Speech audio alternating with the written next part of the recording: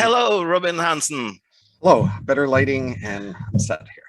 Don't have Welcome the to my artificial background.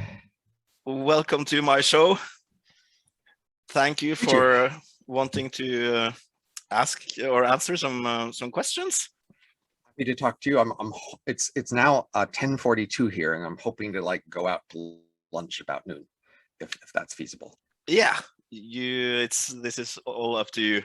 Okay. As an introduction of you, I'm interested in your background and upbringing and how you got into future studies.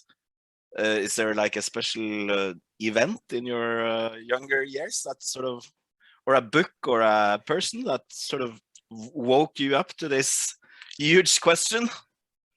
Well, I had always read science fiction, and of course, the future was part of my worldview, but initially it wasn't seen as a serious academic topic.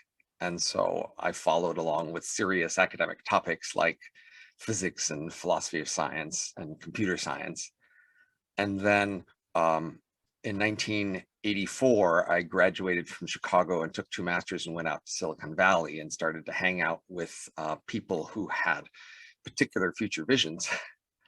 And so by interacting with those people, I started to take thinking about the future more seriously as a topic. So, for example, I read Eric Drexler's Engines of Creation about then, and I read Ted Nelson's Liberty Machines, and was, other sort of futuristic speculations about artificial intelligence around 1984, and sort of joined up with cryonics people. And so there's this whole world of people who were thinking about the future and in Silicon Valley and being involved in tech startups and their own visions of the future. And I just sort of became immersed in that world. Yeah. Absorbed that sense of, it was a thing you could think seriously about, and there was a priority. And, then I went my own directions with that, but I would have to give them credit for, making me take it seriously. Yeah, because future studies has over the years become more and more academic. Would you agree on that? I don't know. I mean, I wasn't there before, so I don't know if I could say what it used to be. No, but still, you are like a heavy academic with you have it's Right. Well, economics. I'm just more take the freedom to sort of study what I think is interesting, regardless of whether it's approved or supported or anything. So I'm not much of an indicator for what's approved or supported. Okay. Well, you've written at least 2 books that I know of: the Age of M and this the Elephant in the Brain. So I was hoping we could talk about the Age of M because it's a really it's certainly more of a futurist book. Yeah. So, well, it's my attempt to try a new thing, to show somebody that a new kind of thing is possible. And so I've always enjoyed science fiction and enjoyed people thinking about the future, but there's this pretense or stance that many people take, which is that it's really just impossible to say very much about the future and impossible to be very careful about it. And so, the best we can do is sort of the vague, indications you get from science fiction or some sort of inspirational futurist sermon or something, and that it's just not possible to be careful and analytic about it.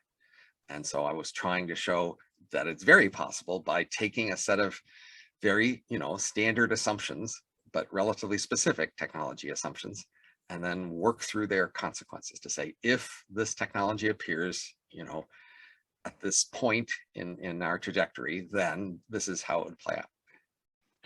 Which you do in a very impressive way, like the sort of scientific approach and all these models and sort of economic theories you sort of use as a background for your projection. So I would say, I mean, I'm not even, models is perhaps, too fancy a word. Okay. I'm taking just introductory concepts in a wide range of fields and just directly applying them. So I have to describe an entire civilization. And so that's a lot of different aspects. And so in any one part, I don't have much time to go into much detail. And so I just go over all the major parts of a civilization and I take my sort of deriving assumptions and I just ask, what do the simplest theories we have about economics and electrical engineering and entropy and marriage, just the simplest things we understand about everything, and just try to work through what does these set of assumptions apply about those areas. Exactly. Which is really fascinating. But maybe for people that hasn't read your book, can you please explain the key concepts here, the emulation of the brain and etc. So the idea is that the first human level artificial intelligence, i.e. machines that kind of compete and substitute for humans wholesale, the first version of those machines will be something called brain emulations. It's a particular way to produce a human level artificial intelligence. And it's different than, say, the most popular or common approach being used at the moment, which is, to write software or to use machine learning to create systems that, make accurate predictions about particular things and then make automation that way. So for many decades, we've been automating through writing software and more recently some machine learning prediction technologies. And that's going to continue for a long time. And arguably, we are still a long, long way away from that achieving human level artificial intelligence. And there's this other approach which may get there first. And this other approach is to take a particular human brain like yours and please scan don't. Well, let's find out if you want to. So Okay. we'll scan it in fine spatial and chemical detail to see which kinds of cells are where, connected to what. And then we'll have computer models of how each kind of cell works in terms of taking signals in, changing internal state, and sending signals out. And if we have a good enough scan of a brain and we have good enough models of how each kind of cell works, then we should be able to create a computer model of that entire brain, which would mimic the input-output behavior. So that is, you could hook it up with artificial eyes and ears and hands and mouth, and then you could talk to it and it would talk back. You could ask it to do things and it might do things just like the original brain in the same situation. So of course it may need to be coaxed, it may need to be bribed or flattered, but still, if you could make a brain emulation, then by definition, it does the same thing as the original human would in the same situation. And so if it were cheap, then it's the first human level artificial intelligence, which then, massively replaces human workers in the economy. And now we have a new economy based on brain emulations. Exactly. What time frames do you think this will have? So I want to distinguish anytime you ask me a question between whether it's my opinion on your question and whether it's derived from the book, whether the book has something substantial to say about it. So the book is fundamentally analyzing what happens when brain emulations appear, and how it plays out doesn't that much depend on when they appear. So in fact, the book isn't very sensitive. So the key thing is that brain emulation form of artificial intelligence would have to appear before all the jobs are already taken by other kinds of artificial intelligence. So if at that point of time, humans didn't really have anything to do, then replacing them with a machine is not terribly useful and doesn't have much of the consequences. But if at the point where brain emulations become possible, humans are doing a lot of useful things, well, then the emulations replace the humans and then the story plays out. So it doesn't that much matter when exactly it happens. Now, I would roughly guess sometime in the next century or so, not in the next 2 decades, say, or even 3 decades, but sometime in the next century or so would be a rough guess. And, that means I'm relatively, skeptical about fast near-term progress. But again, the book doesn't really depend on when it happens. Exactly. It's now 4 years ago that you wrote this book. 2016, yes. Yeah, 5. So that is a very short time frame compared to a century, but still. And we haven't moved very far in the direction in the last 5 years. No, exactly.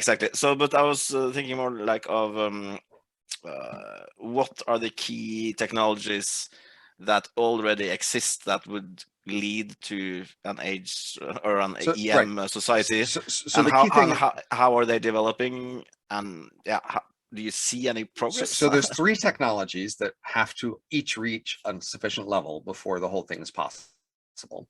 These technologies are progressing, but there's not much point in putting them together to make an emulation until all 3 are near a sufficient level. So each of them will just now progress separately and not be producing anything like an emulation until much farther along in time. One of the technologies is, of course, just computers.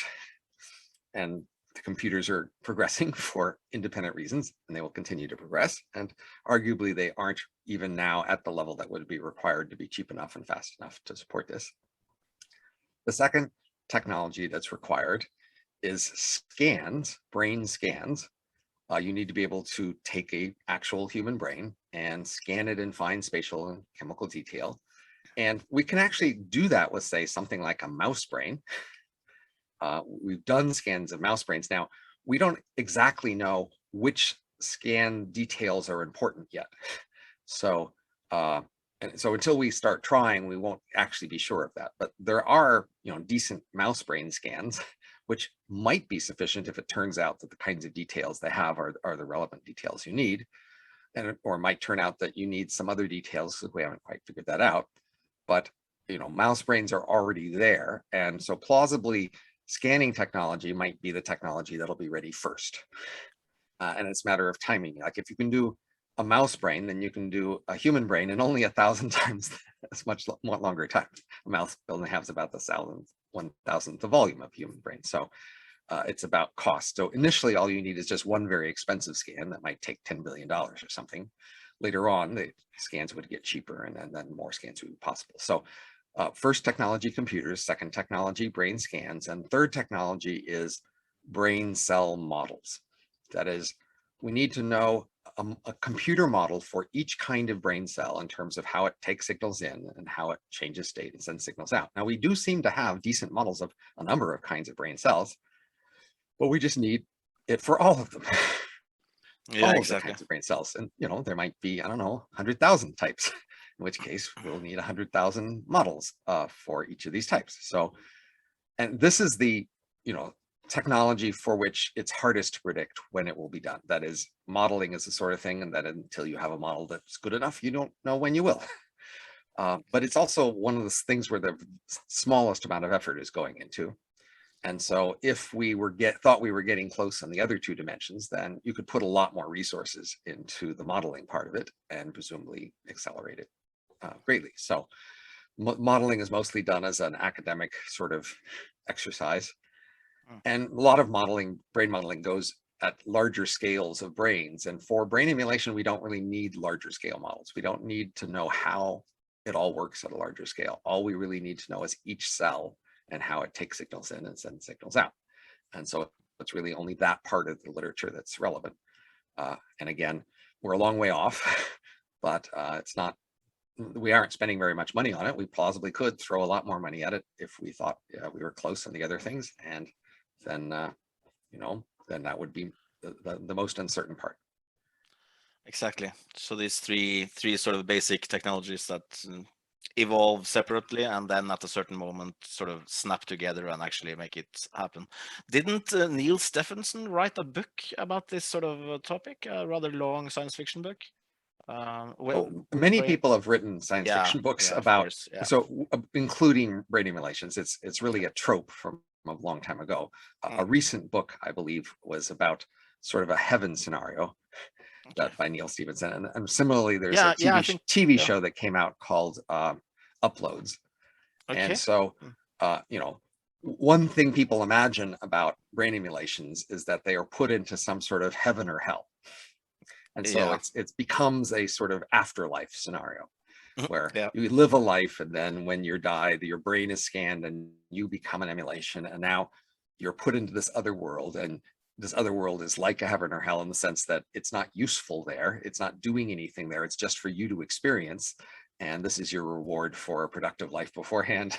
And now we can debate, how to structure it. And obviously we have a vast tradition in heaven and hell and people thinking about that. So this fits into a literary slot in our ways of thinking about the world. But I don't think it's at all very realistic in the sense that the emulations aren't sort of spirits in an afterlife. They are actual things in the world, and they are actually can be productive in the world. And in fact, they can be far more productive than humans. And so I think they would be used to actually do things, and they would quickly displace all of the humans and other activity, or most of the activity that's used to do things. And so instead of being an afterlife, it would be life. And in some Yeah. sense, the humans would be displaced into a retirement afterlife. That is, the machines come along and they're much better at everything and much more cost effective. And so the humans have to retire. And then the humans can continue to enjoy their retirement in terms of their physical life around it. But that's more the scenario. Yeah. So exactly that's what makes your book special, is that you like, instead of making it into some heaven or hell scenario, you're like doing a very scientific approach and analysis of how this works out in the economy, which is like the essence of your book, which is great. But like in this,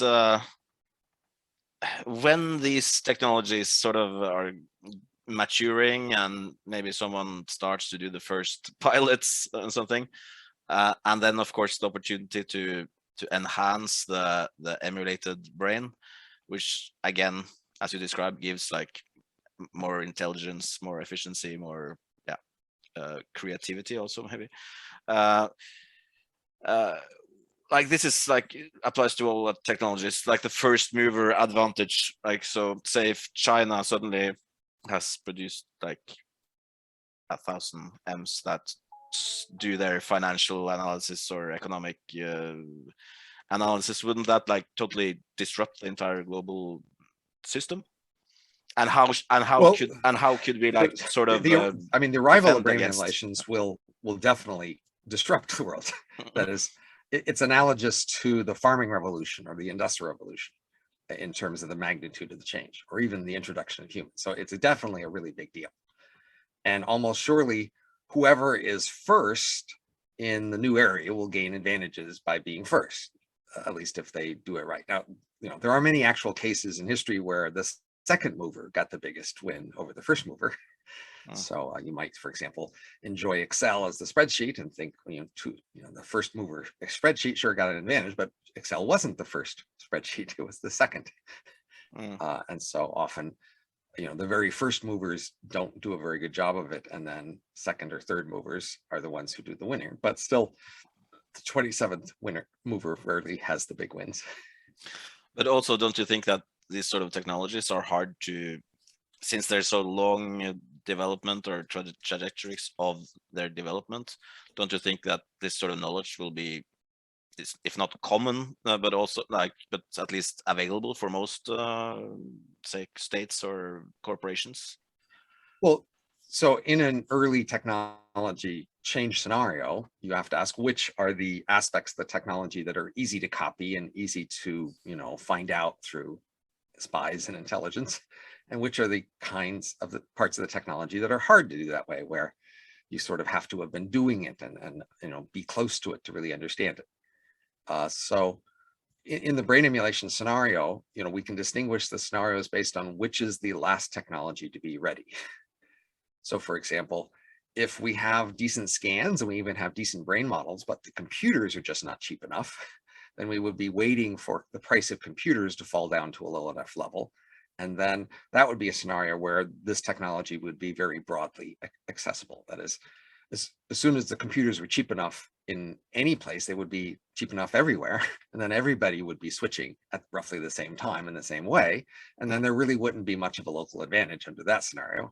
You would just be kind of waiting for the price to fall of computers, right? Now, if instead it was the brain modeling technology that was the last technology to be ready, well, now we would have the scans and we would have the computers, but we would still be struggling with brain models. And then we wouldn't know who was having the better models until at some point somebody somewhere would find the best brain cell models and puts it all together, and then they would have a scan, and the rest would say, you have that, you must have figured out brain cell models. We would all be wondering, well, what does your model look like? And they'd be trying to keep that secret, right? And they could have a patent on it or a trade secret, and then that would give them an advantage for a little while. They could sell and make these things in the ways that others couldn't because other people hadn't figured out their model. But of course, as soon as we know that it's possible, a lot of effort will go into trying to figure out what they did and to copy it. And then usually, other people figure that out relatively soon, right? And so Yeah. that's how most technology goes. Somebody achieves something that other people hadn't realized was possible, and then they see it, and then they all throw their efforts into trying to, hire spies to go find it out, or to do, reverse engineering to try to figure out what they did. And then the first mover gets advantage, but not that big an advantage, because then other people are quickly behind. Yeah. The third technology that might be the technology that was required would be the brain scan. And so under that, probably it would just be a matter of the cost of the scan. You could make a scan, but it's just really slow and expensive. And so you would have the computers, you would have the modeling, but you wouldn't have the scan yet. And so somebody would just have to form a consortium where they put a lot of money together and they would, okay, let's pay $100 billion and let's do the scan. And now this consortium would have this first scan. And now most of the emulations initially would all be copies of that one scan. So you, of course, want to pick that person to scan very carefully. And then this consortium would be getting advantages. That is, all the people who had bought into the consortium to pay for this first big scan, well, they would be getting the returns from the profits of selling this one big scan. So that would be a big, consortium thing, but it's not necessarily a big advantage in the sense that they would have done this right about the first time it was possible. And so they would just barely be able to afford to do it and get the returns, but the world would be better off because they had done this, and all the people who bought into the consortium. And so, probably many people could have bought in. They And would have been this, open to whoever was willing to pay into the consortium to create this first big scan. yeah, and like the first big scan sort of becomes the first big, in what you call in your book, clan, like the first Right. uh, super copy, which where you But can no like, doubt after the first scan is done, that scanning technology gets better and better. And then, it's 100 billion, then it's 10 billion, then it's 1 billion, and eventually it's down to a million. And then you've got lots more clans. yeah. So yeah, there's 100 things I could sort of speculate on here. So, but wouldn't there be like some sort of operating system, which is of course these three technologies, but the emulations would sort of be like an application on a platform, sort of like an operating system, wouldn't you Well, describe it there that are way? several things you need to have in this brain emulation. One of the first things that they would do is they would make a detailed brain emulation and then see that it works. And then they would start to throw things out of it.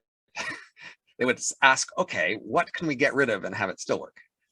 Because this first most detailed, brain emulation would be more detailed than necessary. They would have just, put all the little parts in there from each cell type in each cell, and all the little pieces in exactly the best way they could. And once they verified that that works, they would be trying to ask, like, what's the essence of this system, such that we can just keep the essence and throw the other stuff out. And so there would be a competition and efforts to try to simplify and pare down the first emulations to whatever was the minimal structure required to make it work, which would be much cheaper. Exactly, And exactly. Yeah. so there would be knowledge in what that structure is. That is, what are the things you can keep versus and throw away to make it work. So, and that's kind of like an operating in some sense. It's a structure that makes it feasible, right? Yeah. And for some of these, it might well vary with the kind of job they do or the kind of emulation they have. It might be you could throw some things out, and those things would hurt you on some tasks, but not really hurt you on others. But most likely, you'd be picking a relatively general thing. So there will be like a new evolutionary sort of trajectory of the And you would also be beings, trying entities, different or trainings, right? So humans. so in this new world, there are new kinds of tasks, and it's a new kind of economy, and there's new changes. And so you'll be taking this this scan you have, and you'll be training it to be productive in this new world. And you would be searching in the space of different training regimes as well. So in addition to like paring down the emulation itself, you'll be asking, how do we train it, and who do we train? Like, for example, at what age do we want to scan someone? And then train them for this new world. Initially, you would probably take the most productive people in that previous world. You'd take, say, a world-class software engineer, or perhaps a world-class lawyer, and you'd scan them, and now they would do world-class software engineering or lawyering, right? But as the brain emulation world changes, then the kinds of jobs there change and the kinds of emulations you want change. And now that will probably change which kind of people you want to scan and what kind of indicators you want to use about them. You'll probably go to earlier ages. Instead of picking someone who's at the peak of their career and really good at something, you'll pick somebody who's much younger, who can then be trained into the emulation careers and jobs. And so there would be the search in the space of who exactly do we want to scan and how do we want to train them to be flexible in this new world. And so that's another part of the operating system, if you will, of this new world, are the things you learn about how to train and how to select people. And then a whole nother set of things you're going to be learning is how to put them together into social units to be productive in this new world, because emulations have different possibilities for their social relationships. And this new world will be searching for new social arrangements to, clans, for example, instead of all the copies of the same original emulation, they can have new social arrangements with each other. You can make teams of M's and then make copies of the teams who can be watching each other's teams. And so, again, those would be other parts of the social arrangement of this world, and you could call that an operating system. Very, very fascinating and detailed work in your book. But as with all of these sort of radical technologies, there's also the potential of like risk or unintended consequences, or the extermination of mankind, maybe some would fear. Do you see any like risk from this sort of technology, and how could we like sort of make safeguards against the possible negative use of this technology? So, if we're thinking about something like the farming era or the industrial era, it's hard enough just to imagine what those eras would be like before they appear. It's a big effort. It would be a big effort in the year 1000 or something just to imagine our industrial economy, to try to think through in detail what parts would be there and what would be the key elements and how that would play out. Going further and trying to ask, and what will go wrong in those worlds is even harder, right? To try to imagine not just the industrial world, but tanks and nuclear weapons and, all, maybe language conflicts and pollution and global warming, right? It would be much harder to imagine those problems than it would be just to imagine the basics of the industrial world. And now if we go further, trying to imagine the year 1000, not just what industry looks like, but that it'll cause global warming and traffic jams, and try to imagine in the year 1000 what the solutions would be to global warming and traffic jams. You can see that's asking a lot. Okay.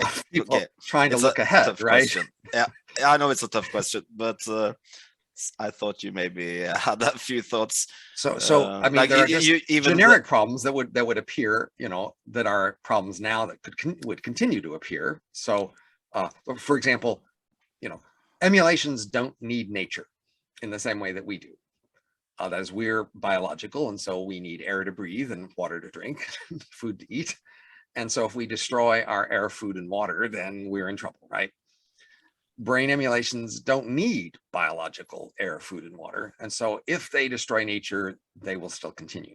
So we can predict they will be less eager to save nature, right? They will not try so hard because they're less scared about destroying nature. So from our point of view, we might worry about whether they will save nature, and to what, and how fast they might allow nature to degrade, because again, they don't need it.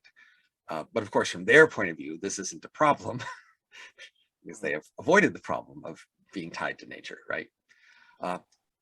Today we worry about, say, having many separate governments on the earth and not coordinating. And we also worry if we had a central government, a world government, and what that could do. So we can predict that the emulations will have a more centralized world governance, because more likely they will have a small number of very big dense cities, and that will be where the emulation economy is concentrated. And so it'll be easier to coordinate a half a dozen or less major cities at a global level. So that means they would do better at global coordination issues, such as global warming is for us, but really wouldn't be for them, because again, they don't care.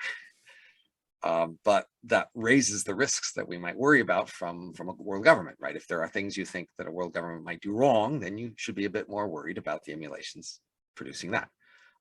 Another kind of thing we worry about today is, of course, say tyranny versus democracy, right? And whether what will be the course of governance. And we can say that democracy loses some advantages in this new world relative to a strong central ruler. The strong central ruler can make many copies of themselves, and then they can be more accessible to many people. They can use these copies to be very loyal minions who protect them from betrayal. And so we can probably guess that central rulers will be more common relative to democracy in this world. Also, one person, one vote doesn't work very well because emulations vary by speed. And so you'd have to at least do speed-weighted voting if you're going to do some sort of voting. So we can see how governance issues change a bit. We could definitely see that this world is more robust to a variety of kinds of disasters. That is because, it doesn't need nature anymore. And basically emulations are made in factories out of stuff dug up in mines. Then an asteroid that, that smashed the Earth would still leave some emulation surviving. Emulations could more easily live in space or go to other planets. And so some of those risks would be reduced. One of the risks that many people, I think, will think of is of losing our humanity. And in some sense, this has been a long-term risk in the sense that humanity has for a long time been drifting away from where it started in terms of our personalities and our attitudes toward each other and the kinds of things we find important. And probably would be true that, somebody from 10,000 or 100,000 years ago would look at us and not be sure they approved of all the changes we've made. And so that's a risk that's been realized. We are no longer, necessarily what our ancestors would have wanted us to be. And so emulation descendants may well also drift further away from what we are into becoming something else.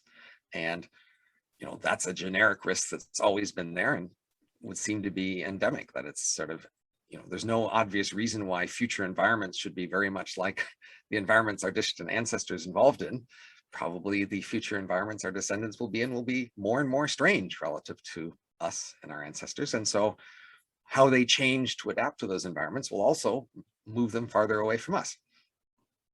Is that a risk? I mean, well, and in some sense it is, but I don't think there's that much prospect of preventing these sorts of changes. If the world changes and our descendants change because the world changes, how are we supposed to prevent that? And do we really want to? Yeah. So maybe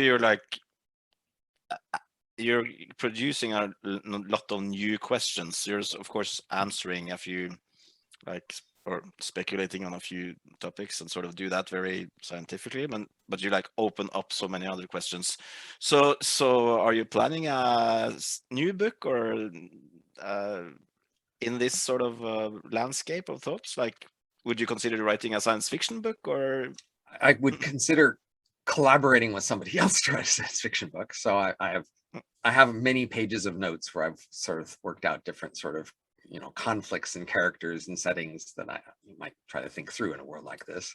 Yeah. One of the reasons is just that a lot of people have said they prefer their futurism in the form of fiction. That is just they don't want a sort of analysis. They want a story to carry them along, of course. I prefer your hard science or hard futurism. Right, but you may be rare. Hard future studies. People. But it is striking when you think through sort of how to write fiction and what people like in fiction, that there's quite a trade-off there between giving them a story they will enjoy and telling them realistic things about the world. Yep, I see that. People will want a story where characters like them have conflicts like theirs and sort of, affirm the issues of their day. And in some sense, a future world just isn't so naturally tied with that, right? This future world isn't interested in you and what you used to be like and what your issues were. Yeah. And, its issues are going to be different than yours. Yeah. And so, that's somewhat of a conflict in terms of just setting up a story. And, the part of the issue is that this is just a strange world and its main characters are not people and so an advantage people have with historical fiction is that we sort of feel like we understand more of the past, and so we can set up characters and conflicts in the past that people today think they kind of understand, although actually they don't. So most historical fiction presents characters who are way too modern for the world they're put in. And Yeah. often they have sort of a modern character having conflicts with an ancient character, and sort of the modern character wins, haha, which of course is not at all fair, because in fact, modern characters are not very well suited for these ancient worlds. The characters that existed in ancient worlds, they're the sort of characters that were those ancient worlds formed and created because they fit that ancient world. So if we can't even really tell very good stories about the past, because we're so stuck on modern characters and modern people, putting them in those worlds and modern issues, right? As opposed to the issues that the ancients were focused on. And that's when we understand a bit more about what the ancient world was like. Now we try to go to the future and put, have you read about characters in the future that care about the issues the future people will care about, and you just don't even necessarily understand those issues and not so sure why you care about them. You want to know why they're not talking about racism and sexism and big corporations and social media when, they could be just way past those issues. Yes. Well, okay. We talked for a few minutes, and I think I've got a better concept or understanding of your book, and I'm great talking with you. But to close this interview off, I always like to know what sort of favorite philosophers or thinkers or really persons that you would like to spend, say, a weekend with, like three favorite thinkers. I'm not sure I have them. Okay. That is, there have been wonderful people in history who were very thoughtful and, helped us think about things, but I really prefer sort of the kinds of thinking that accumulates, that can be built on and can be summarized. And sort of, if there's a thinker who we're still trying to read them in the original words, it means that we've kind of failed to understand what they said. And I'm much more, wanting to be part of intellectual worlds where people have insights and then they communicate them to people, and then we all assimilate those insights, and then we go on, and then we don't need to read the original people anymore because we've now, built on those things. So I want to be part of an intellectual world that's building. And so the people I would most want to talk to would probably people today. Yeah. People who are today with me and my generation, still trying to work out current issues, right? And those are the people I most enjoy talking to, because, we can sort of engage the basics of what's going on now. Great. You are a great example of a person who builds knowledge and maybe can accumulate sort of our perception of the future into the future. So great. That's the plan. Great talking to you, Robin Hanson. Okay, nice to meet you. I'll let you have a nice day, and maybe we talk later. Okay? Okay, bye. Great. Bye-bye.